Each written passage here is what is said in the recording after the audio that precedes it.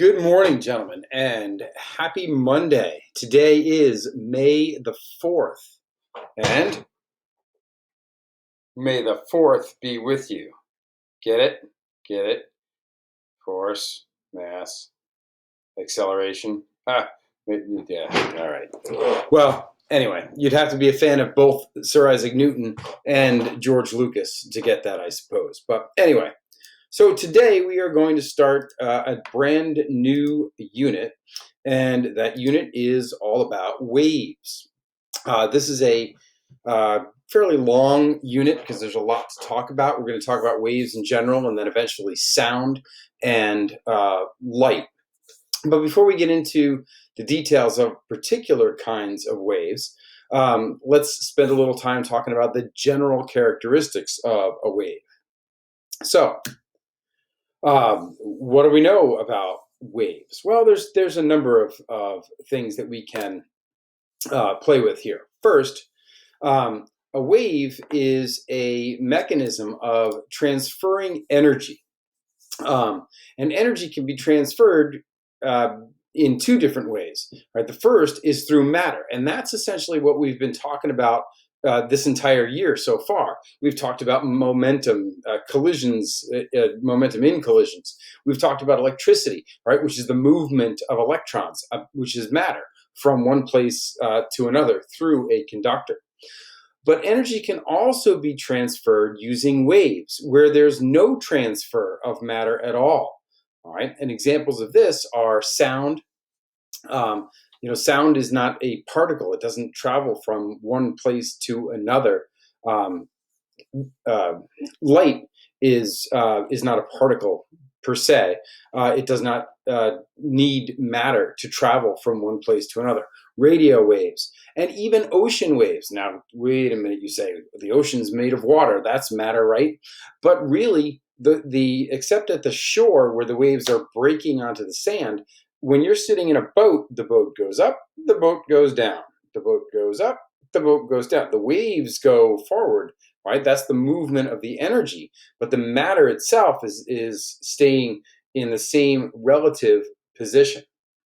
So energy can be transferred through matter or through waves, and that's why waves is a major unit in high school physics. So what kinds of waves actually exist? Well, there are two major kinds of waves. The first is what we call a mechanical wave. This is something that requires a medium to travel through.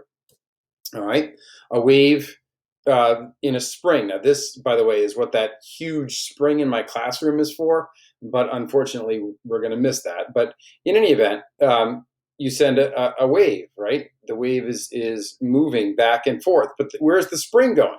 The spring's not going anywhere. It's right there. All right. The spring is simply the medium that the wave actually travels through. Now, mechanical waves come in two different forms. A transverse wave, where the particles of the wave move perpendicularly to the direction of the wave. So in this case, if the spring is going, it looks like it's going up and down, that's a transverse wave. A longitudinal wave is when they come together and apart, and together and apart. All right, and this is difficult to demonstrate with a spring in the air, but a longitudinal wave pushes that way. And finally, the second major kind of wave is what we call electromagnetic. And these are waves that do not require a medium to travel through. Anything on the electromagnetic spectrum, including light, microwaves, radio waves, X-rays, those are all electromagnetic waves. And essentially, the easiest way to tell the difference is, does it travel through space? If it can travel through space, then it's an electromagnetic wave. If it can't, then it's a mechanical wave. Light can travel through space, obviously. Sound cannot travel through space. All right. When those big spaceships move through Star Wars and Star Trek, they always make, you hear the rumbling noise as they're moving. That's BS. All right. There's no sound in space. When the Death Star blows up and you hear, right, nonsense. All right, no sound in space. All right, because um, sound requires a medium. Now you see the flash, you see the light, but you don't hear the sound. All right, so waves themselves have certain characteristics, and that's what we need to talk about now. First, if you're dealing with a mechanical wave, like in a spring or in the ocean, the particles in that wave move in response to the passing of the wave, but they do not move along with the wave. In other words, after the wave has passed, the medium goes back to its original position. All right, let me say that again. After the wave has passed, the medium goes right back to its original position. So you got the spring, you send a wave through it, and after the wave has lost its energy, it goes right back to the same position that it started in. Okay? Now, a pulse is a single disturbance through a medium. Okay? So you take one end and you make a noise, you make a sound, you make a wave, and it goes. All right? And so that's a single pulse there and back again. But most waves are periodic, and so you get a continuous set of pulses. All right, we'll get to that, more details on that in a minute. Okay. So, what are the characteristics of a wave? In other words, this is a fairly mathematical course, and so we need ways that we can define some of these characteristics. Well, the first one is what we call wavelength, and it's symbolized by this funky symbol here, which is a tau. This is defined as the horizontal distance between corresponding points on consecutive waves. Okay, and I'm going to draw a wave in the next slide and define these things, but that's what a wavelength is, all right? And this is, of course, for periodic waves. And the units of wavelength are meters, right? They don't, you measure them with a ruler, just like you measure anything else in terms of distance. The period, capital T, is the amount of time that it takes one complete wave to pass a given point. So let's say you're sitting on the end of a dock, all right, and you're watching the waves go underneath your feet, all right? If you start a stopwatch when a wave passes under your feet, and you stop it when the next wave passes under your feet, the time you just measured is the period of the wave. Now, the inverse of that is what we call the frequency of the wave. And the frequency is the number of waves that pass a given point per unit time, or specifically in our case, seconds. All right, the units of period, of course, because they're units of time, it's just seconds. The units of frequency are 1 over a second, which we also refer to as 1 hertz. All right, so the units of frequency are hertz, which are abbreviated with a capital HZ. They are named after Joe Hertz, the famous German scientist who studied waves. Okay. So let's say we have a periodic wave transverse. I'm going to try to draw this the best I can, but here's the wave on our spring. Okay. And in this case, I'm trying to draw a dotted line here, but it's not working all that great. All right, this line is what we call the equilibrium line.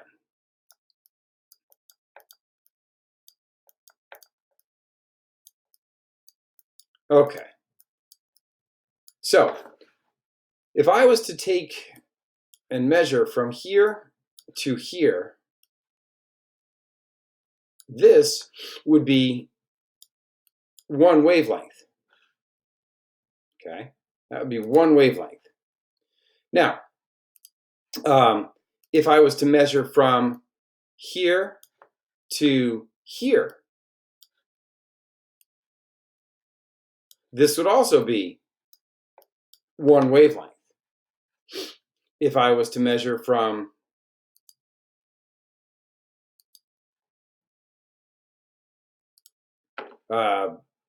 here to here, this would be one wavelength. All right, consecutive points on successive waves. Okay, now the amount of time that it would take for this to pass through, if I had a barrier here, the amount of time that it would take for one full wave to get past this point is the period, okay? And of course, the inverse of that is the frequency. All right, so that's characteristics of waves. Now, let's talk a little bit about example number 1 here, okay? And this is the relationship between frequency and period. And oh, by the way, that relationship is on your handy dandy reference tables. All right, on the formula sheet, there is a box called waves. And if you look at it, the second formula there is T equals 1 over F.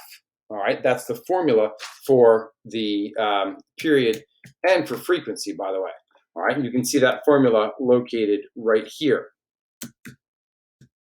All right, so example number 1 says something. What does example number 1 say? It says a sound wave has a frequency of 250 hertz. What is its period? Well, all right, first thing we would do is make a laundry list, but of course, there's only one number involved here, 250 hertz, and so I'm not going to bother here, but we know that period equals 1 over the frequency, and so therefore, the period is going to equal 1 over 250 hertz. All right, a quick calculation here is going to be something. Nope.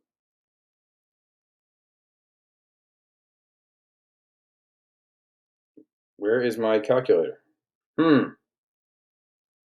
Well, never mind. Oh, there it is. So 1 divided by 250. Whoops. 1 divided by 250 equals 0.004. I don't know why I couldn't do that in my head. You know why? Because I haven't been doing math in the classroom and I'm getting rusty. 0.004. Now, because there's 3 significant figures, I got to add 2 zeros there. And the units, of course, are in seconds. Now, I could also write this as 4.0 times 00 rather, times 10 to the negative 3 seconds. Okay? So there's example number 1. Now, other characteristics of waves that you should be aware of. The velocity. All right, the velocity is the straight line speed of a wave in a given medium. Now, I want to show you, whoopsie daisy. I want to show you a little trick here. All right, if you take the wavelength and you multiply it, I don't know what the heck is going on, and you multiply it by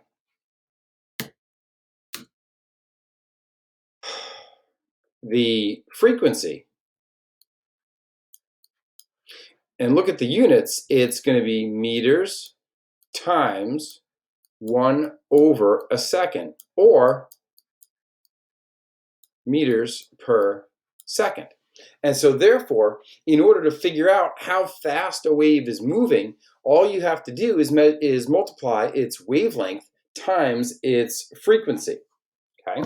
Now, the very first formula on your waves sheet, if you can see it there, all right, is velocity equals frequency times wavelength. All right? And so there it is. So here's the formula that you can use in order to calculate the value of the velocity of a wave. As long as you know the frequency and the wavelength, you can calculate the velocity. Okay. Now, one more thing that you should be aware of. The speed of a mechanical wave is a constant in a given medium. All right. So the speed of an ocean wave is constant. Every ocean wave travels at the same velocity, whether it's a teeny tiny little ripple in a pond or a tsunami. They're all traveling at the same speed. Okay. Now that will vary depending on salt concentration in the ocean and things like that, but generally in the same spot on the beach off of the coast of New Jersey, the waves all are traveling at the same speed all the time. All right. Sound travels this at the same rate in air, assuming humidity levels and everything else are constant. Okay. So the only thing that you can, if you vary the frequency or the wavelength, then the other one must change as well because the velocity is constant. So velocity is constant. What happens to the wavelength if I increase the frequency? It goes down. What happens to the frequency if I increase the wavelength? It goes down. Okay. So the speed of a mechanical wave is a constant in a given medium. If the frequency changes, then so does the wavelength. And of course, they are inversely proportional. All right, one goes up, the other goes down. That brings us to example number 2. Now, this deals with the velocity formula that we just talked about. Sound waves with a frequency of 250 hertz, so the same wave we were just talking about. So F equals 250. And we have a wavelength of 1.32 meters. 1.32 meters. What is the speed of sound? Well, so in this case, velocity is frequency times wavelength. So 250 times 1.32 meters is going to give me 250 times 1.32 equals 330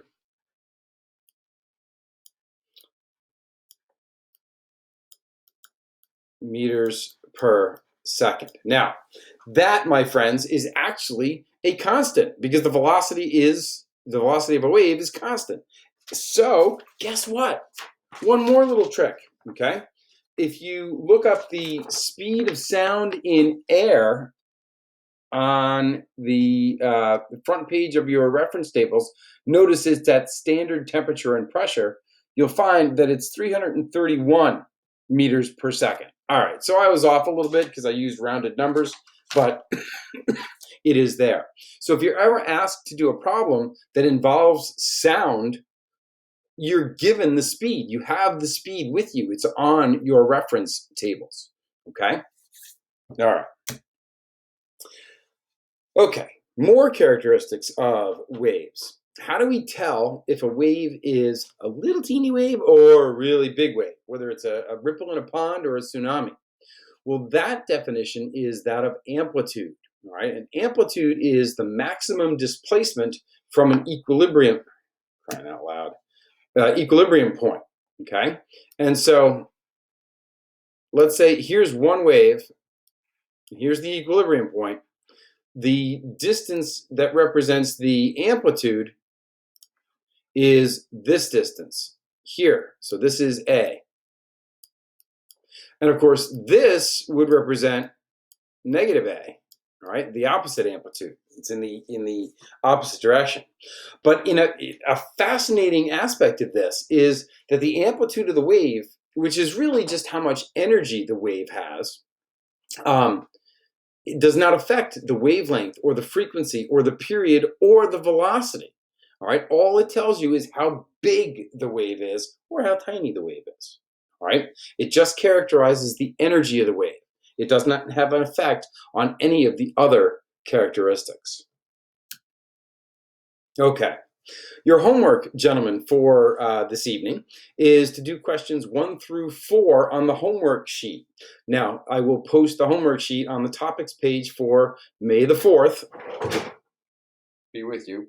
Um, and you should do your work on a separate sheet of paper, take a picture of it, and email that picture to me. All right. Happy Monday, gentlemen, and I will talk to you soon.